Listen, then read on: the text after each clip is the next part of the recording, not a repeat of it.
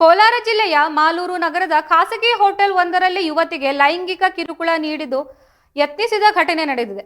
ಘಟನೆಯಲ್ಲಿ ಭಾಗಿಯಾಗಿದ್ದ ಇಬ್ಬರು ಆರೋಪಿಗಳನ್ನು ಪೊಲೀಸರು ಬಂಧಿಸಿದ್ದಾರೆ ಎಂದು ತಿಳಿದು ಬಂದಿದ್ದು, ಈ ಘಟನೆ ಮಾಲೂರು ಪೊಲೀಸ್ ಠಾಣಾ ವ್ಯಾಪ್ತಿಯಲ್ಲಿ ನಡೆದಿದ್ದ ಹೋಟೆಲ್ನಲ್ಲಿ ಕೆಲಸ ಮಾಡುತ್ತಿದ್ದ ಯುವತಿಯನ್ನು ಶೌಚಾಲಯಕ್ಕೆ ತೆರಳಿದಾಗ ಹಿಂಬಾಲಿಸಿದ ಇಬ್ಬರು ಪುಂಡರು ಬಾಗಿಲು ಬಡಿದು ಕಿರುಕುಳ ನೀಡಲು ಯತ್ನಿಸಿದ್ದಾರೆ.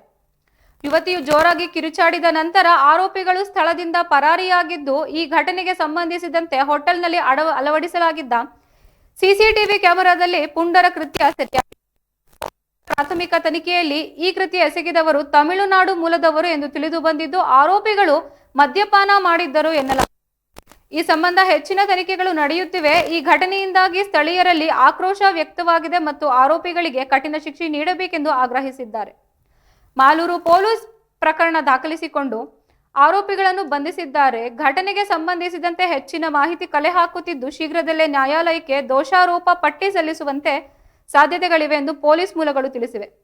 ಯುವತಿಯ ಆರೋಗ್ಯದ ಮೇಲೆ ಯಾವುದೇ ಪರಿಣಾಮ ಬೀರಿದೆಯೇ ಎಂದು ವೈದ್ಯಕೀಯ ಪರೀಕ್ಷೆ ನಡೆಸಲಾಗುತ್ತಿದೆ.